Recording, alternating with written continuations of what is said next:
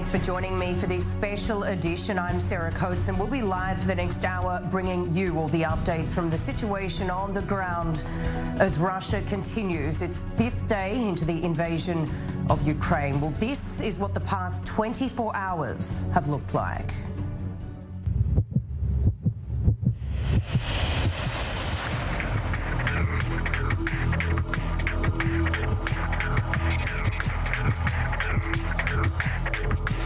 Противник деморалізований та несе великі втрати.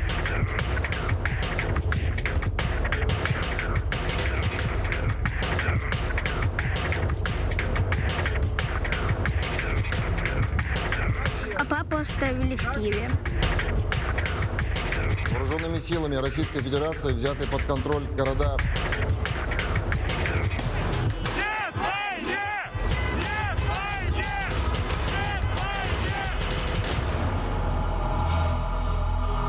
Let's now bring in Kiev resident Svetlana Grisenko. Firstly, Svetlana, thank you so very much for your time. I know this must be extremely difficult for you being there.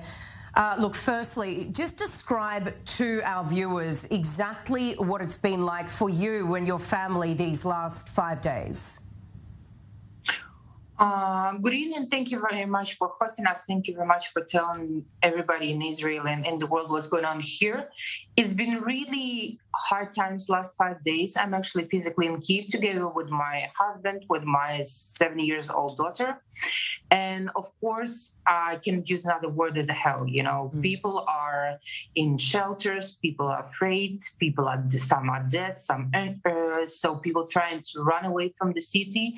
And it's, of course, it's not only about Kyiv. We have really hard times in Kharkiv, in Chernihiv today, in the east of Ukraine, and south of Ukraine, and around the city. So, and the only thing we dream of is to be over, this war to be over.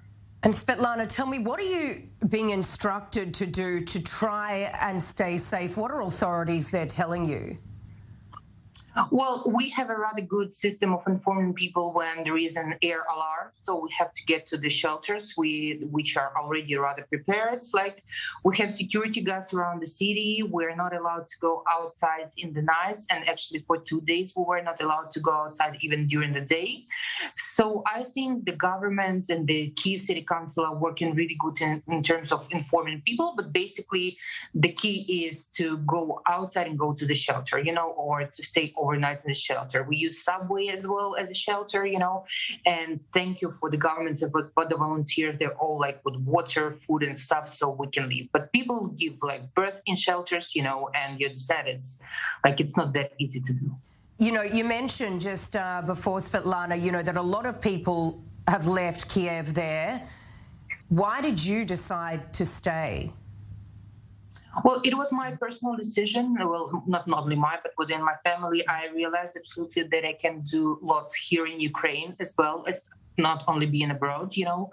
So I was one realizing that I have to be here. I have to protect my country, and I'm going to be here to that. You know, I'll be fighting for the Kyiv and for Ukraine to the last minute again.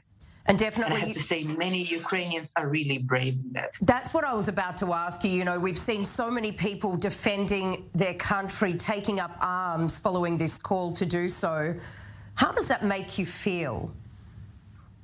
You know, it makes us feel really our nation has never been united so before. You know, we had different views regarding politics, religion, anything, you know.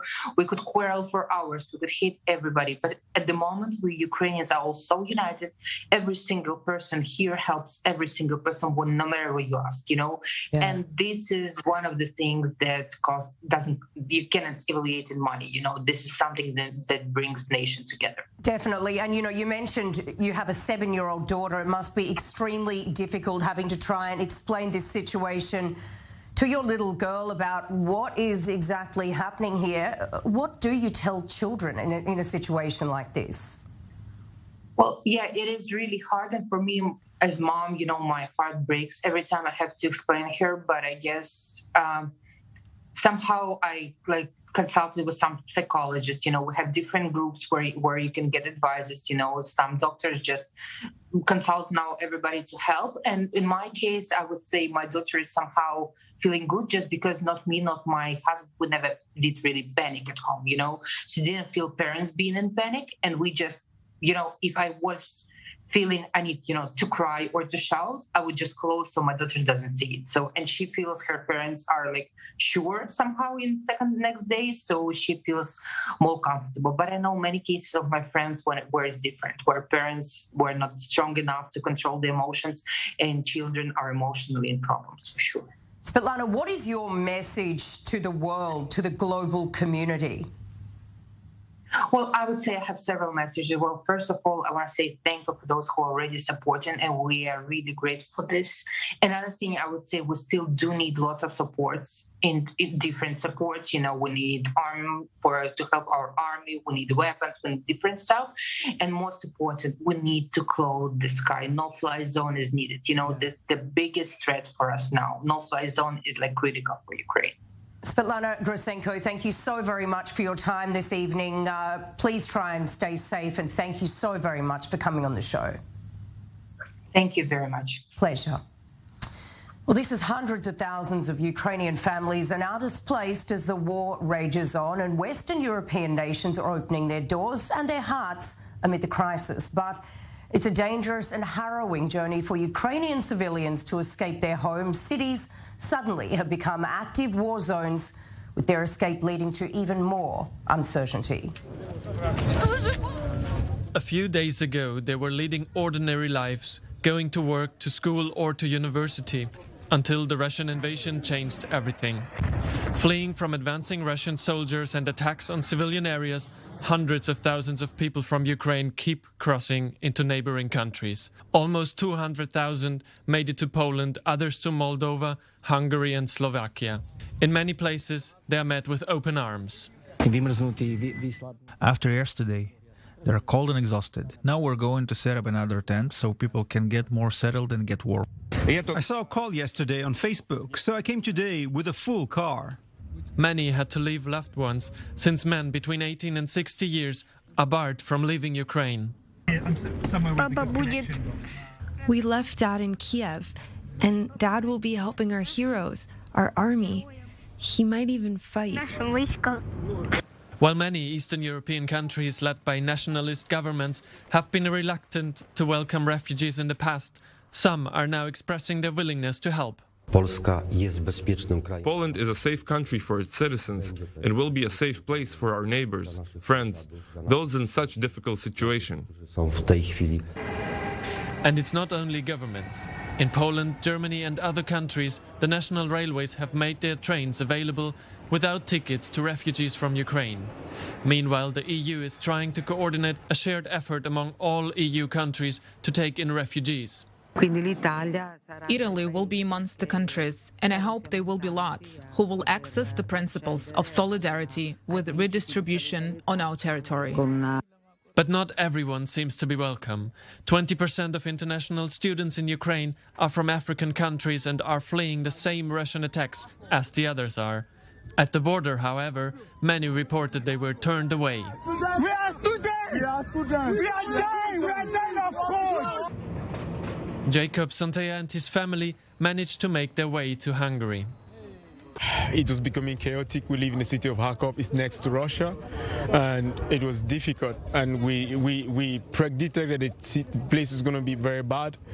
It was dangerous, but we had to leave because it was the only choice we had.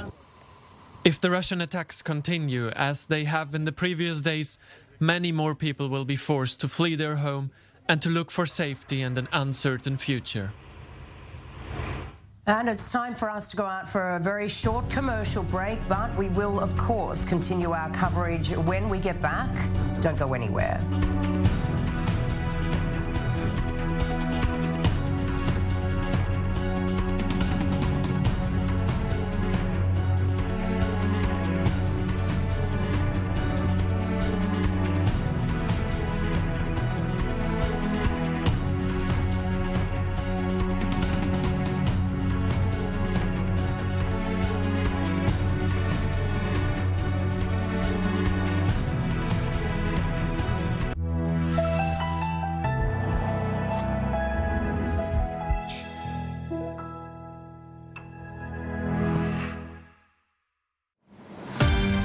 Welcome to the I-24 News Desk. Now more details on a developing story. Breaking news at this hour. It is history in the making. When news breaks in the Middle East and around the world, our team of experienced journalists are here around the clock to keep you up to date with the news of the day. Where it happens, when it happens. Stay tuned and stay informed. Every day on the hour. The heart of the new Middle East beats on I-24 News.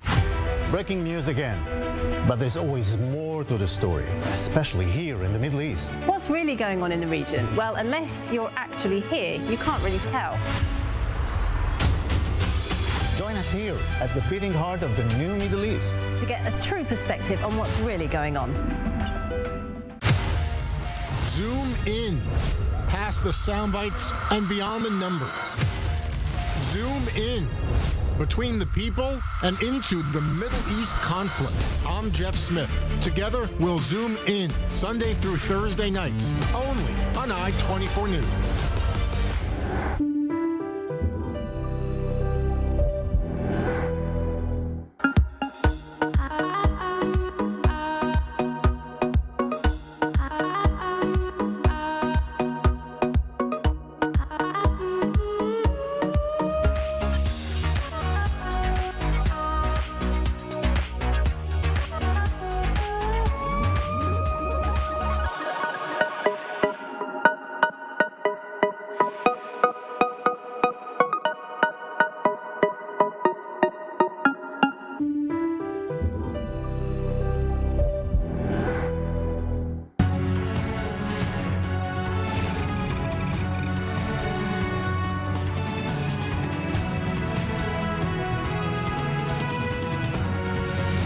Welcome back as we continue our coverage with CNN just gaining access to the front lines of the invasion in Kiev, the Ukrainian capital. Well, this is Matthew Chance's latest report. Right within the past few hours, there has been a ferocious battle here on the outskirts of Kiev. And this is one of those Russian Soviet-era vehicles which is completely burned out. You can see this is a bridge, actually, is an access point to the northwest of Kiev, the Ukrainian capital. And the Russian column that has come down here has been absolutely hammered. Obviously, we're still in a very exposed situation right now, but if I can just bring you along here, there's the debris everywhere, the twisted metal of these vehicles. This is obviously just a truck carrying supplies. We saw the armoured vehicle in front there. I mean, looking around, absolutely frozen. Look at this. I mean, what kind of munitions does it take to do that to a car, to a vehicle? You know, I know that I've been speaking to the local Ukrainian commanders here. They've been saying that they were using Western anti-tank missiles to attack these columns. Look, so recent the battle, this vehicle is still smoking. There's still smoke coming out the back of that.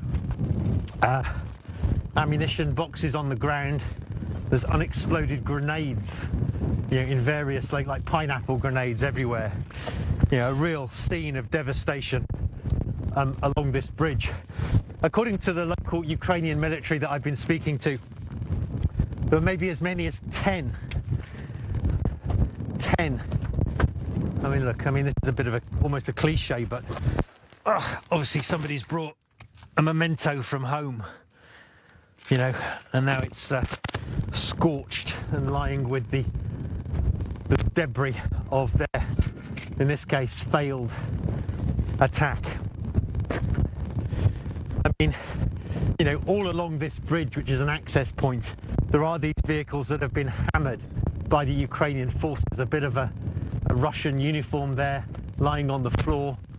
I can tell you, I toured this area earlier, and there are some terrible things that we can't really show you on camera in terms of dead bodies, Russians still lying here on the ground. This vehicle here is obviously from the Russian military. It's got the letter V daubed on the side looking tape or in paint. That I think that stands for Vostok, which is the Russian word for east, which implies that these military equipment, they came from the eastern divisions of the Russian military. What I was saying there, look, as evidence, I don't want to show you this too much, but there's a body there. That's a Russian soldier that is lying there dead on this bridge. lying there dead on this bridge as his column has attempted to drive in and been thwarted. Well, earlier today, Russian and Ukrainian delegations held talks at the Ukraine-Belarus border. Well, predictably, they left without a deal, but the talks put another spotlight on the role of Belarus in this conflict. Our senior international affairs correspondent Owen Alterman takes a look at Belarus and why it has linked itself so strongly to Russia. It's the third member of the East Slavic family, and in this family feud, Belarus is taking a side with Mother Russia. As the war in Ukraine grinds on, Belarusian President Alexander Lukashenko has kept his country in lockstep with Russia, letting Russian troops use Belarus as a base for the invasion. And according to the Ukrainian government, set to send Belarusian troops into battle, even if Lukashenko stresses they're not there yet. I told French President Macron yesterday that not a single soldier or any combat vehicles are there. There are no machine guns, grenade launchers, submachine guns, pistols. There is not a single cartridge of Belarusian ammunition. All this, even as Russians and Ukrainians met for talks Monday on the Ukraine-Belarus border. President Lukashenko sincerely hopes all the crisis issues can be resolved during today's talks, and all the Belarusians are praying for it. Any of your requests and suggestions regarding today's meeting will be accepted. President Lukashenko used to weave between strategies. He has a country on the borderlands between Russia and the West. At times, that meant balancing between the two sides. At times, that meant bandwagoning with the giant Russia. That debate is settled. Russian agents helped Lukashenko put down protests in his country in 2020. Protests that could have endangered Lukashenko's autocratic rule. Lukashenko owes his survival to Russia, so he will bandwagon with Russian President Vladimir Putin full on, even into a full-on war, and even into the international isolation that follows. And joining us from Lithuania is Hanna Lubakova, who is a Belarusian journalist and a non-resident fellow at the Atlantic Council.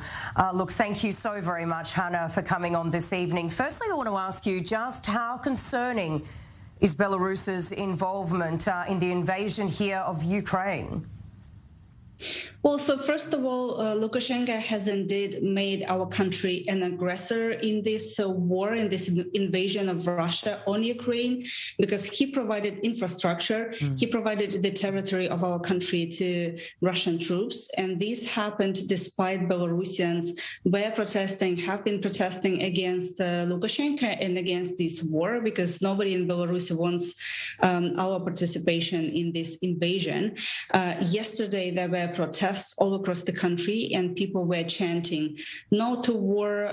They were protesting against our involvement, but also against the Kremlin, attacking Ukrainians, our neighbors.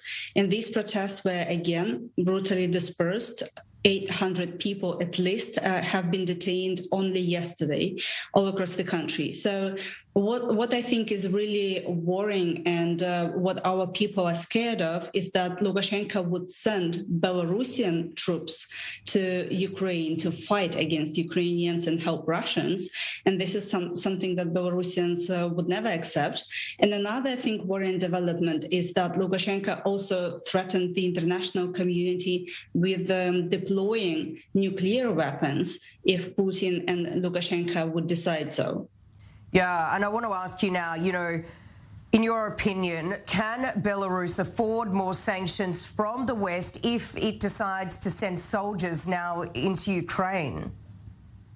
With sanctions, it's tricky because sanctions are indeed a very powerful tool if applied correctly, if applied immediately, and to target really sort of painful areas for the regime in Belarus.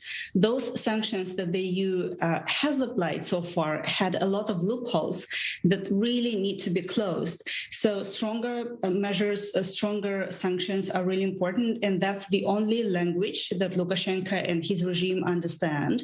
And that would be the only sort of tool that would force him to respond and to make some concessions in the future. Because let's remember that if the economy is weak, if oligarchs, if businessmen cannot do businesses, they would also ask, well, why should we support Lukashenko? Because we cannot exist here anymore. So this would definitely provoke some reactions, some split in the elites and so on. But again, these sanctions need to be really strong and need to be really painful. Yeah, all right. Hanna Lubakova there, thank you so much for joining us this evening. Well, an emergency session of the UN General Assembly has been underway on the Ukraine crisis 5 days into the invasion by Russia. Well, the measure convening the General Assembly session was adopted by a vote of 11 in favour, with Russia voting against and China, India and the United Arab Emirates abstaining. Well, today's request comes after Russia vetoed a US-led draft Security Council resolution that would have deplored in the strongest terms the Russian Federation's aggression against Ukraine. Enough is enough. Soldiers need to move back to their barracks, and leaders need to move to peace. Civilians must be protected. International humanitarian and human rights law must be upheld. The sovereignty, independence and territorial integrity of Ukraine within its internationally recognized borders must be respected in line with General Assembly resolutions. Mr. President, we are facing a tragedy for Ukraine, but also a major regional crisis with potentially disastrous implications for us all. And joining me here in studio is our senior correspondent, Owen Alterman. Owen, nice to see you. Look, we do know that the UN is calling for an immediate cease to fighting. Where do diplomatic efforts stand at this hour? Well, first of all, pretty strong statement, all things considered, Sarah, from the UN Secretary General. Pretty clear message from his perspective. Of course, the General Assembly debating that resolution that's being put forward to condemn Russia, and obviously expected to pass overwhelmingly. Israel going to vote for it. We heard that officially earlier on today from Foreign Minister Yair Lapid. As for the diplomacy, of course, talks held today in the Belarusian-Ukrainian border. As expected, they don't seem to have gone anywhere. Sarah, this isn't a surprise.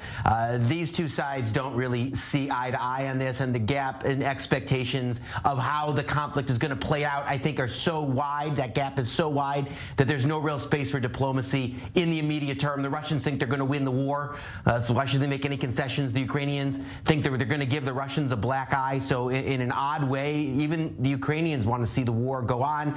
I think that gap is going to start to narrow over the next few days, and at that point, I think there's going to be an opening for diplomacy to really play an important role. Yeah, so, you know, given that, who do you think would be the best mediator in this shocking situation? Well, there are a few candidates, Israel being one of them. As we all know, I was at a briefing earlier today by the Ukrainian ambassador. The Ukrainians have asked Israel to mediate and have come out and said so.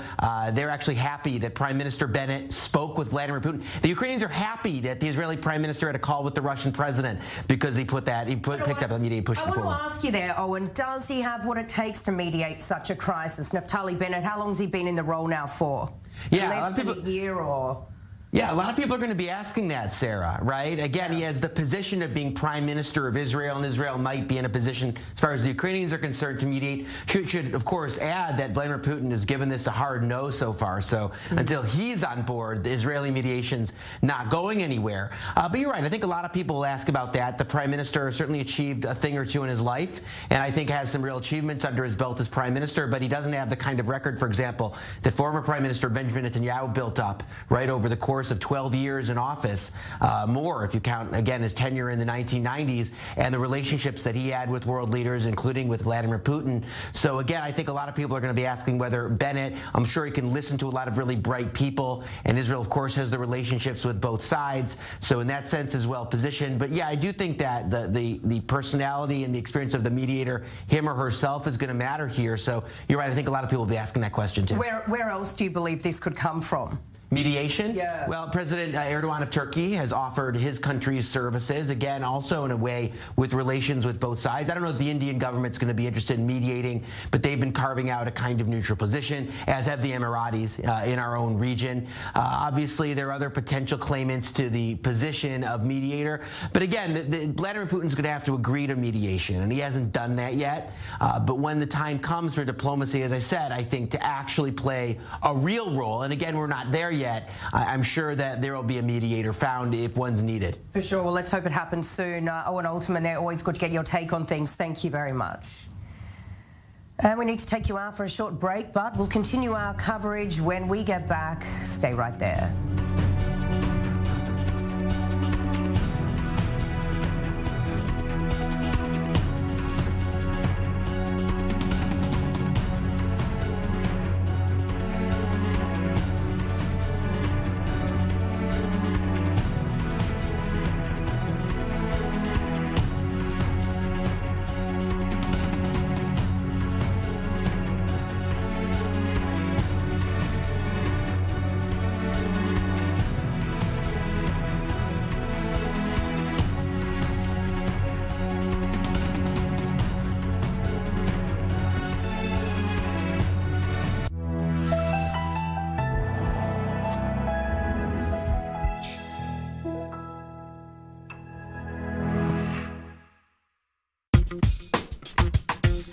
In 2022, I24 News continues to grow with you.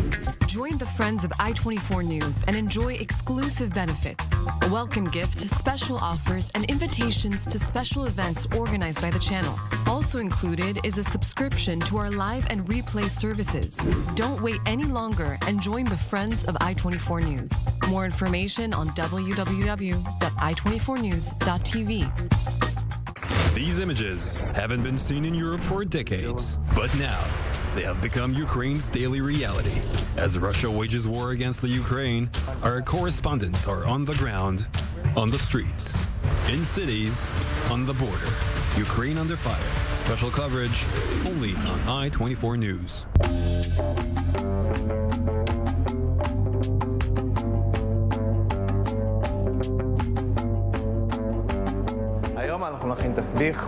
Today I'm making what we call tasbih, a mix of two Israeli staple dishes, falafel and sabich. Sabich is a sandwich based on a traditional Iraqi Jewish dish made for a Shabbat breakfast. It's made of eggs and eggplant, and in the past, it was served on a plate.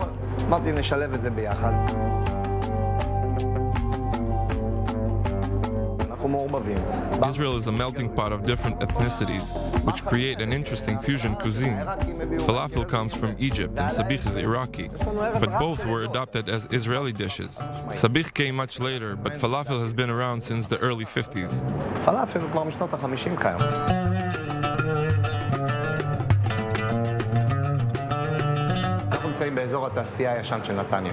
We're in Netanya, a city in central Israel. This place is called Tovas Falafel, named after my grandmother who opened it in the 50s. Back then it was just a small stand selling falafel with tahini. In the mid-90s, my older brother and I decided to embrace this heritage and to kick it up a notch. We added a couple of dishes. We make everything ourselves. The pita bread, the falafel balls, the special salads. It's all homemade.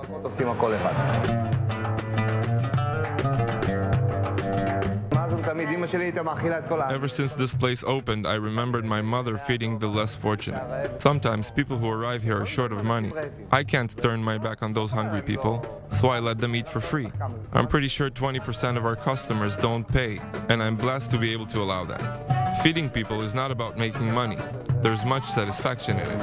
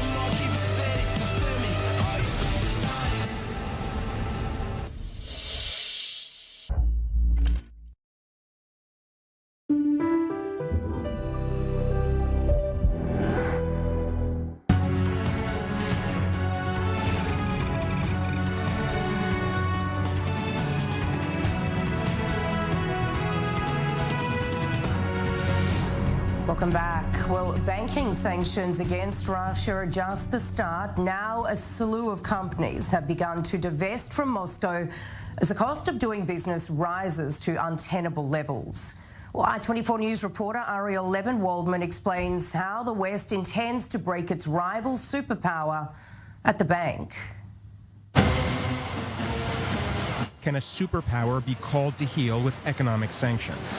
Following the invasion of Ukraine, the West restricted Russian access to international banking services with a crippling set of sanctions that partially removed access to any banking done in U.S. dollars. Sanctions that have cut the value of the ruble by 40% in a week as Russians scramble to get hard cash. Those consequences are very unpleasant. I used to live in the 21st century having bank cards around. Everything is installed on my smartphone. All bank applications. I haven't been using cash for 5 years probably. I have to get a bank card, but I even don't remember how to live with it.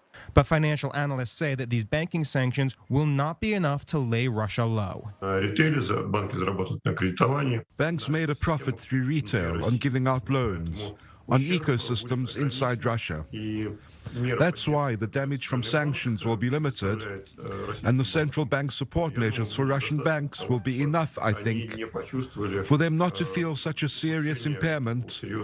There are, however, actions taking place outside of these direct sanctions, and these actions are likely to hit Russia far harder than banking. Hit the commodities market, solid goods like food or gas, not the financial one, and suddenly Russia finds itself in a very unstable position. I think more of the attention should be drawn to the international commodity market, because both Ukraine and Russia are probably two of the most important supplier for the commodities. And that's what some private companies are doing. Russia's biggest commodity is natural gas, and Western companies are starting to divest from their Russian holdings. BP Oil announced that due to heavy pressure from the UK government, it would divest, costing it roughly 1/2 of their oil and gas reserve and 1/3 of their production capacity, and between $25 and $34 billion in valuation. The result has been the momentous fall of the ruble, something that is making even Russia's allies consider divesting from the commodities exchange. There are still more Western energy companies in Russia that are under pressure in their home countries, and as the costs of doing business with Moscow mount, they may soon follow suit. Let's now go live to Moscow, where we're joined by journalist Ivan Nikiforenko. Hello there, Ivan. Tell me firstly, just how are people reacting there? How much concern is there that Russians may be very soon completely cut off from the rest of the world? Well, of course, there's a lot of panic now because people were just shocked by the speed with which these events have been unfolding. Only a week ago, they were living in a very different reality, and now they have to reconsider their future, their lives, the lives of their families, and many people are already making plans about leaving Russia, about living somewhere else. Many people face a lot of tough decisions about their businesses because they lose contracts, because imports are the prices for imports are skyrocketing. Many people face difficulties in obtaining loans and in obtaining mortgages. For instance, the mortgage market has basically collapsed in Russia today with the key interest rate at 20%. I don't think anybody will be able to get a mortgage in Russia anymore, and that means the construction market is affected, the developers are affected, and all other spheres of the Russian economy are going to get affected. So I think the question now is whether Russia will face a recession this year or not. And Ivan, with regards to these oligarchs also being sanctioned, can we expect those traditionally pro-Putin supporters to potentially flip?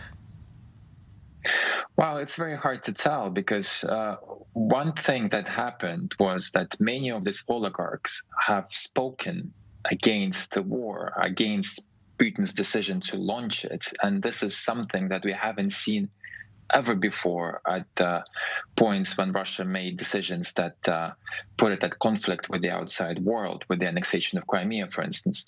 So this is some new territory. The extent to which these oligarchs collectively can make an impact on the Kremlin's thinking is an open question, of course. This is something we're going to have to see, and a lot of that will depend on how long this war is going to be going for and what results, of course, it is going to achieve, whether Putin will be actually able to bring something that will at least compensate to an extent to the Russian public opinion for the adventure that he basically pulled us all in here. And Ivan, you know, we've just spoken about how it's really affecting all sectors here, there in Russia with these sanctions, etc. Tell me, can Russia really afford to be in this position of complete isolation? Well, what the Kremlin has said today, that basically the Russian government has been preparing for this scenario for a long time. So it means that this plan, the plan to launch an attack against Ukraine, was on the books in Russia for a long time. So they were actually getting ready for that and getting ready to face this economic pressure. The extent to which they're going to be ready to do that will depend on the extent to which the Russian population will be able to tolerate the effects of the sanctions. I need to remind you that most people that are affected by these sanctions are middle-class people in Russia, and the middle class are not in the majority in Russia. So the main constituency of President Putin are the kind of lower middle class people, and these people, they depend on the state, and the state, it seems, as soon as the state can sell oil and gas at the huge amounts and at the prices that we have now, it seems that the state will have enough money to support these people, the core constituency. And you know, Ivan, we've seen these mass protests happening not just right around the world but also there in Russia. Thousands of people have already been arrested there for doing exactly that. Is this just fueling public anger now? Well, the protests, it's true that thousands of people have been going out to the Russian streets to protest against the war.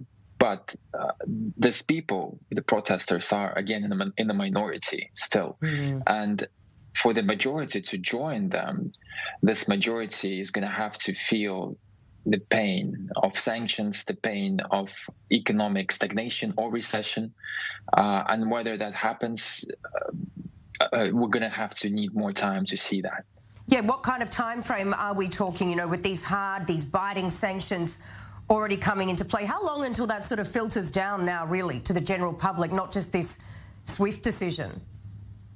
I think we're talking about weeks, if not months, or maybe even years, because a lot of economic experts I spoke with say that the main effect of sanctions is that they're going to limit Russia's growth. It is going to make the Russian economy stagnate for a prolonged period of time. So the extent to which Russians are going to be willing to tolerate that, and I would remind you that many Russians lived through very hard times of the post-Soviet transition, and the kind of the prosperity or relative prosperity that they enjoy today is still something of a novelty to many Russians in the country. So the extent to which they're gonna tolerate a reduced standard of living is a big, or maybe the biggest question mark in this whole situation. Yeah. All right. Ivan Nikiforenko there, joining us live from Moscow. It's always really great to speak to you. Thank you so much for coming on. Thank you. Pleasure. All right, now our coverage of the Russian invasion of Ukraine is continuing right after the break. Don't go anywhere. We are back with you in just a few minutes.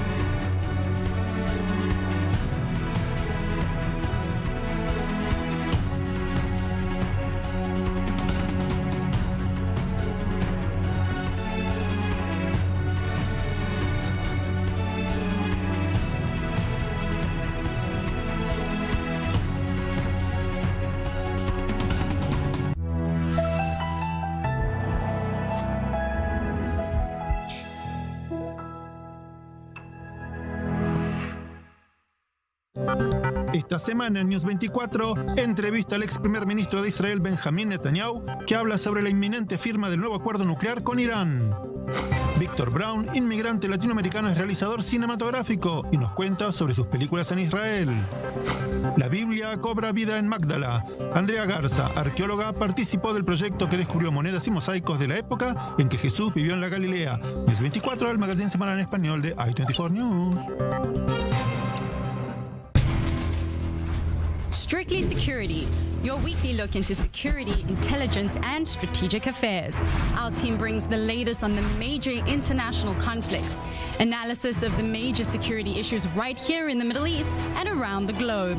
Join us for a close look at innovative military technology and get up to speed with what's happening in cyberspace. Saturdays, only on i24 News. The Middle East. i24 News is a witness. Our journalists live and breathe there every day. Get all the latest global news from our studios in Tel Aviv, New York, Washington, and Paris. Anytime, anywhere. Download the i24 News app, available on Roku, Amazon Fire, Apple, and Google stores. i24 News, see beyond.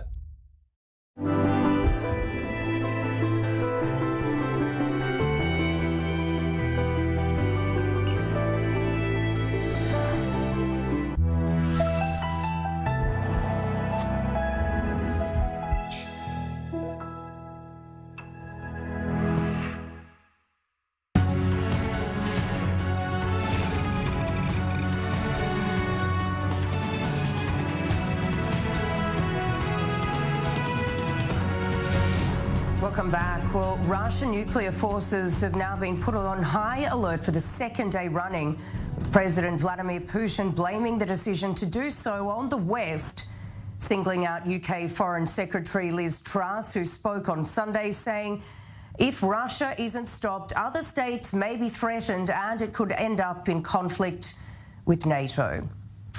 Joining us now from Washington is Bradley Bowman, who is a Senior Director at the Center on Military and Political Power at the Foundation for Defence and Democracies. Thank you so much for coming on this evening. Look, Putin here really declaring the nuclear deterrence forces are on high alert for the second day running. What does this say to you? Is it a threat or is it to spook the West? I think it's both. I think it's both. You know, in Putin's comments, he was, I would assume, deliberately vague. So he left listeners in Europe and the United States wondering whether he was talking about some sort of nuclear strike or maybe cyber attacks or maybe both. But, you know, if you're a military planner or someone like me, you have to kind of assume the worst. So a nuclear-oriented threat. And, of course, this follows some nuclear exercises that Russia did a few days earlier that they do every year, but they move them up on the calendar to coincide with the invasion for very clear messaging purposes. And so Putin's trying to employ all tools of power here to try to intimidate the West and not stand with the people of Ukraine as they confront an invasion not seen in Europe since World War II. Yeah, and Bradley, I want to talk about Belarus, which of course is getting more and more involved now, opening the door to Russian nukes. In your opinion, how concerning is this, and what kind of implications could this have for the entire region? Well, you know, it remains to be seen. Some of the reporting is a little, you know, I want to see further reporting to confirm that that's the case. But, you know, this decision by Russia to put their nuclear forces on, quote, special combat readiness, unquote, status, it's a little unclear, honestly, what that means. And we'll probably find out in the next few days in more detail. But I'd say at a minimum, probably what it's going to do is reduce safeguards, right? Safeguards that are in place for good reason with the purpose of expediting a quicker launch, right? And so that's not good news for anyone. That's not good for the world because that increases the risk of miscalculation. I was glad to see that the Biden administration responded, you know, in a kind of a temperate way and did not take the bait and escalate as well. In fact, Strategic Command, STRATCOM, responded by saying, quote, "We see Mr. Putin's statement on his nuclear forces. STRATCOM remains at an appropriate posture and remains ready should the president call upon us." I think that's about the right approach. We have the means to defend ourselves. Putin knows that, and a Russian first strike would be met with a devastating response. Yeah, and Bradley, you know, we're really seeing Zelensky now pushing harder than ever to join NATO. How likely is this to happen, in your opinion? I think it's unlikely that Ukraine is going to be joining NATO anytime soon. But, you know, it's interesting, right? The two biggest complaints that we hear from Putin are NATO expansion and, Western military force in Eastern Europe. Yet isn't it interesting, you know, he's the primary reason for both of those things, right? He invades and occupies Georgia, parts of Georgia. You know, he invades and annexes Crimea in 2014. He fuels a separatist movement in the Donbass that kills 14,000 or so Ukrainians. And now he conducts the largest invasion since World War II. And so those were all against non-NATO members. So big surprise, right, that Georgia and Ukraine want to join NATO, but he doesn't dare touch NATO members. Why is that? It's because the 1949 North Atlantic Treaty says that attack against one is attack against all. So Putin's his own worst enemy. And at some point, he's going to need to realize that the path to Russian security is living in peace and respecting the independence and sovereignty of his neighbors. Yeah, and, you know, in saying that, Bradley, how do you believe we will see all of this escalate going forward? I fear Putin with his, you know, KGB background, and there's serious questions about his mindset right now. I fear that he's going to only escalate. You know, we see a significant percentage of Russian forces that haven't even entered the fray yet in Ukraine. So I worry. My heart's with the Ukrainian people. I think this is going to get worse. I'll be shocked if we don't see a significant cyber attacks in the coming days and weeks. We're going to see more urban warfare. That's the bad news. The good news is the Ukrainian people are fighting to defend their country. And my review of history tells me never count out a free people defending their homes. For sure. Bradley Bowman there, thank you for coming on. You've brought up some really, really important points. We appreciate your time. Thank you. Well, as talks began in Belarus between Ukraine and Russia, China on Monday called for de-escalation. Well, earlier this month, as tensions were just building in Ukraine, Presidents Putin and Xi Jinping met in Beijing, hailing a friendship with no limits. Well, as one of Moscow's biggest allies, Beijing has emerged as a key player with the potential to lessen its partners' economic pain. Yet, as Russia becomes increasingly isolated from the world amid biting sanctions, Beijing is feeling the pressure. As bombs continue to rain in Ukraine and Western outcry grows louder by the day, China continues to walk a diplomatic tightrope. Russia is one of Beijing's closest allies, but the core line of its foreign policy is the sanctity of a country's sovereignty, standing staunchly opposed to intervention by foreign powers. So far, its response to the Russian invasion of Ukraine has been non-committal, at various times advocating both for Russia's, quote, reasonable right to defend itself and safeguard its security, while also calling on both sides to exercise restraint. In recent years, China and Russia have been moving increasingly closer to the other, a friendship that has increasingly worried the United States, but has also partly developed in response to the two countries' views of the U.S. role on the world stage. I am willing to work with President Putin to chart the future and provide guidance for bilateral relations under new historical circumstances, and to promote continued transformation of high-level mutual trust between China and Russia into results of cooperation in all fields, and bring real benefits to people of the two countries. In the days and even hours leading up to the Russian invasion of Ukraine, China and Russia pushed through a number of deals to deepen cooperation. 6 days before Russia's operation began, Russia announced a deal to sell 100 million tons of coal to China, a $20 billion contract. And hours before tanks began driving into Ukraine, China agreed to import Russian wheat that had long been blocked over Beijing's concerns about plant disease. So as the West moves to increasingly put pressure on Russia, Moscow has a powerful economic ally to help it endure sanctions. China disapproves of using sanctions to solve problems, and we are also against unilateral sanctions that have no basis in international law. China and Russia will continue to carry out normal trade cooperation with the spirit of mutual respect, equality, and mutual benefit. But as the toll and international outcry from the ongoing war in Ukraine continues to send Russia into pariah status, statements from China see it slowly beginning to build some distance. And Chinese state-owned institutions have reportedly been quietly distancing themselves from Russia's economy as more and more sanctions have begun to bite. China and Russia's economies have become increasingly intertwined in recent years. In 2021, China traded over $146 billion with Russia, a 36% increase from the previous year. That number, however, represents only about 1/10 of the volume of China's total trade with the U.S. and the EU. So while preserving ties with one of its strongest allies is one thing, openly violating sanctions is another. A move that could jeopardize China's own access to key Western export markets. A month ago, Putin and Xi hailed a friendship with no limits. As the escalation continues in Ukraine, Beijing is finding itself now facing the biggest test of that promise. Well, in open battlefields, the bigger and better equipped army always has an advantage. But what happens when the war is fought in urban areas? Well, this may be the next stage in Ukraine, although the Russian army is sure to find stiff resistance there too.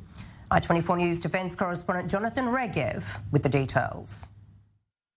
Long convoys of Russian tanks and armored vehicles sweeping into Ukraine, but mostly refraining from entering major urban centers. This has been the picture so far, but with Ukraine refusing to surrender and very little hope for any progress through negotiations, the next and horrible step is just around the corner. Conflict in urban areas goes far beyond its immediate impact on civilians. It also puts people at risk of sieges and blockades, which have had a horrified impact on civilians, up to and including starvation.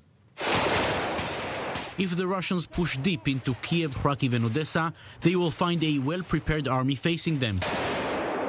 These are Ukrainian urban warfare units training earlier this month, just days before the war broke out. This was a battle with irregular militias in an urban environment. I think we performed very well. We didn't take any losses. The urban environment gives a major advantage to small and quick units who know the area well. Large invading armies often get stuck, as happened to the Russian army itself in Chechnya or to the IDF in its operations in Lebanon and in Gaza. Our enemies find the safety of the urban environment as something that they think that they can utilize against us. Some former Soviet republics, well aware of Moscow's animosity towards their independent moves, have been preparing for such a scenario for years.